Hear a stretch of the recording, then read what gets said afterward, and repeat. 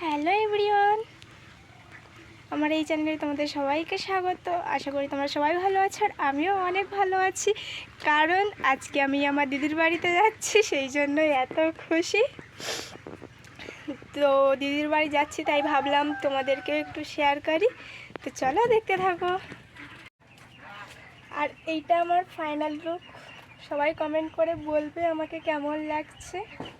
মাঝখানে একটু পোস্ট দিয়ে নিলাম দিদির বাড়ি যাবো বলে। তো এক্ষুনি বেরিয়ে যাব, গাড়িতে করে যাব। দাদাকে ফোন করেছি, দাদা গাড়ি নিয়ে চলে এসেছে। তো এবার যাব, চলো দেখতে থাকো, তোমাদেরকে আমি দেখাচ্ছি। গাইস, এই যে বেরিয়ে গেছি, আর তোমাদেরকে আমি একটা জিনিস দেখাচ্ছি। আমি কিছুদিনের জন্য দিদির বাড়ি যাচ্ছি, আর আমার বৌদি আমার বাড়িতে এসেছে, এই 1 মাস হচ্ছে। কিন্তু আমি বলেছি ওকে যে আমি আর আসবো না, তুই আমার উপরে খুব হিংসুটি করিস, ঝামেলা করিস, এই জন্য তোর উপর রাগ করে চলে যাচ্ছে। কিন্তু আমার বৌদি শুধু কান্না করছে, সেটা তোমরা একটু দেখো। দেখো, দাঁড়াও, আসছে।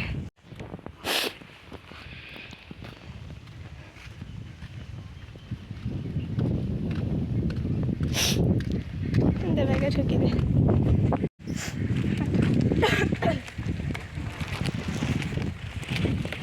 ঠিক আছে,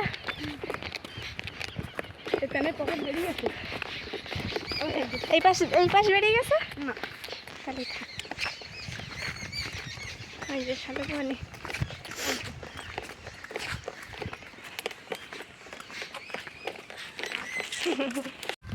চল না। কেন কেন বল? 2-3 দিন পরে হাঁটতে বাড়ি পড়ে একা একা কি করবি? দেখ, আমি চল যাচ্ছি, তার বৌদি কাঁদতে। আর আমি আসবো না বলিস তাই, আসবো না বলিস তাই। টাটা কর দে, কান্দে নে। আর কান্দিস কেন তুই? যা বাড়ি যা, যা বাড়ি যা, যা, দেখ আমি চল যাচ্ছি, বাড়ি যা। টাটা কর দে, টাটা, বাড়ি যা। এমনি কেন?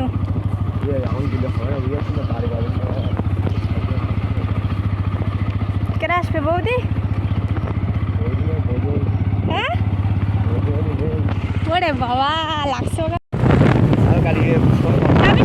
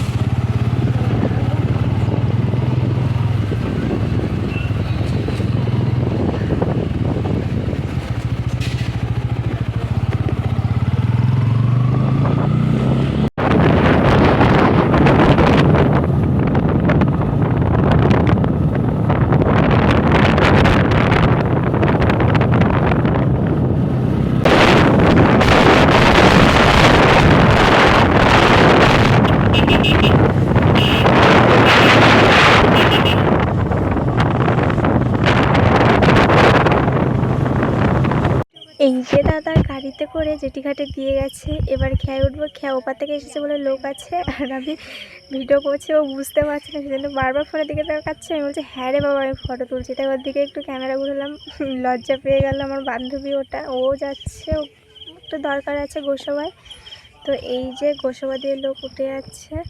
এবার খেয়া খালি হয়ে গেলে আমরা যাচ্ছি, খেয়ায় উঠে যাচ্ছি, এবার আমাদেরকে ওপারে নিয়ে যাবে। তো এই যে ফাইনালি নৌকায় উঠে গেছে। এখানে ভিউটা একটু দেখে নাও, হালকা হালকা হাওয়া হচ্ছে, আকাশটা কত সুন্দর লাগছে।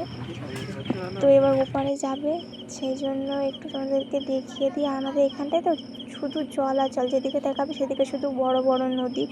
আর সুন্দরবন এলাকাটা এমন একটা জায়গা, শুধু এখানে মানুষের বেশি বসবাস হলো নদীর সাইড দিয়ে ঘর বাড়ি বেঁধে রাখে। এবার পাকা ঘর হোক, যার যেমন সামর্থ্য আছে তেমনভাবে বেঁধেছে, কিন্তু এখানে জল বন্যা হলেই ঘর ভেঙে সব কিছু ভেঙে নদীতে পড়ে যায়। তো তেমনই এখানে কিছুদিন আগে জল উঠেছিল, উঠে ওই সাইডের দোকানটা ভেঙে গেছে, আর এখানটাও যাবে কিছুদিন হলেই মনে হয়। তো জায়গাটা তো আগে থেকেই ভেঙে গেছে। এই যে তোমার সাথে কথা বলতে বলতে আমি গাড়িতে উঠে গেছি।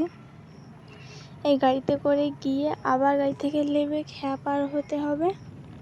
আর এখান থেকে বুঝতে হচ্ছে সুন্দরবন এলাকা মানে শুধু জল আর জল।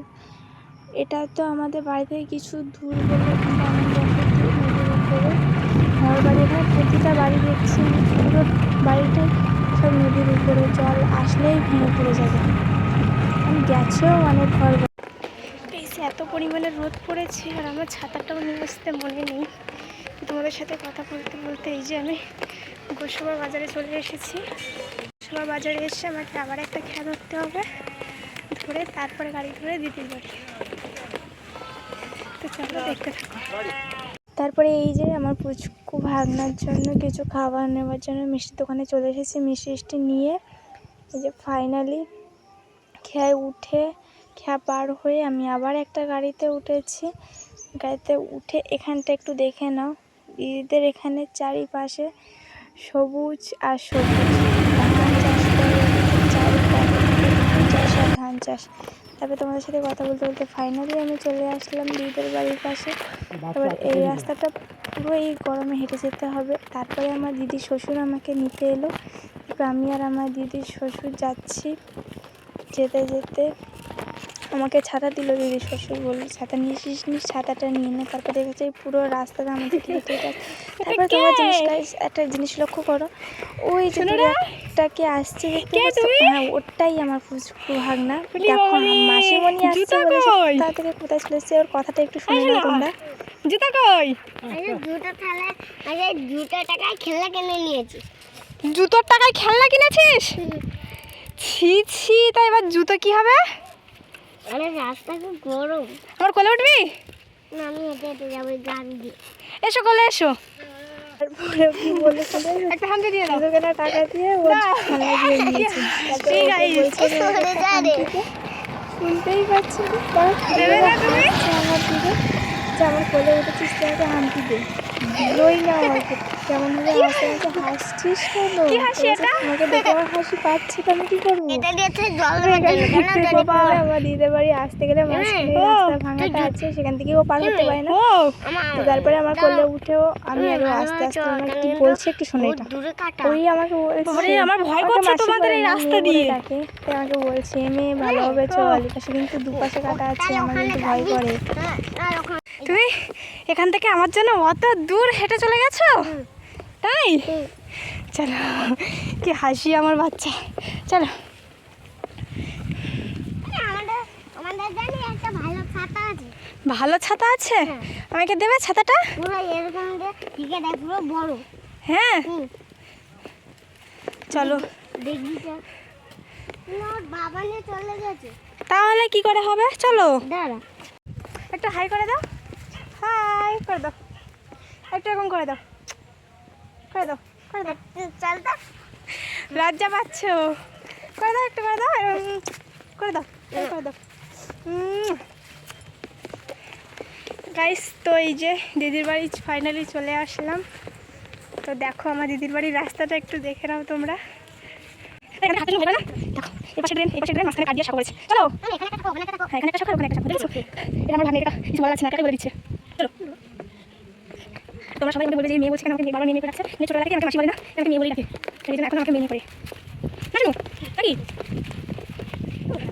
তারপরে এই যে দিদি ভাত দিল, ফ্রেশ হয়ে দিদি ভাত দিচ্ছে, ভাত খেয়ে দিদির সামনে দেখো ক্যামেরা ধরছি, যে ওর লজ্জা পাচ্ছে, মুখ ঢেকে নিচ্ছে। তারপরে খাওয়া দাওয়া করে উঠতে না উঠতেই দেখি বৃষ্টি শুরু হয়ে গেল। ভাবলাম বিকালে ঘুরতে যাবো, বাট আমার কথাটা বৃষ্টি শুনে ফেলেছে, তো কি করবে, আমার ভালো তো কেউই চায় না, এই জন্য বৃষ্টিটা হতেই হলো। দেখতে হচ্ছে চারিপাশে শুধু জল আর জল হয়েছে। তারপরে আমি একটু ঘুমিয়ে নিলাম। ঘুম থেকে উঠে এই যে আমি দোলনায় বসে আছি। তারপরে বিকালবেলায় বৃষ্টি থেমেছে, আর তারপরে দেখো এক সাইডে রোদ হয়েছে, আর এটা হলো শ্যালো ঘর, দিদিদের ধান রাখা ঘর। তারপরে আমি আর দিদি আসলাম একটু গল্প করতে, আর দিদি ছাগলও এনেছিল, ছাগল চড়াচ্ছ, আর আমি চুপচাপ বসে আছি। আবার একটু পোজ দিলাম, ক্যামেরা ধরে আমি শুধু পোজ দিই, শুধু দেখামো করি। আমি খাওয়া দাওয়া করে ঘুমিয়েছিলাম, ঘুম থেকে উঠে আমি, দিদি আর আমার ভাগনা এসেছি এই মাঠের পাশে গল্প করতে, কিন্তু দিদি আর ভাগনা ওই পাশে গেছে আর আমি এখানটায় বসে আছি। শুধু এখানে জাস্ট ভিউটা দেখো, আমার তো খুব সুন্দর লেগেছে, আশা করি তোমাদের অনেক ভালো লাগবে। তো একটু দেখে নাও।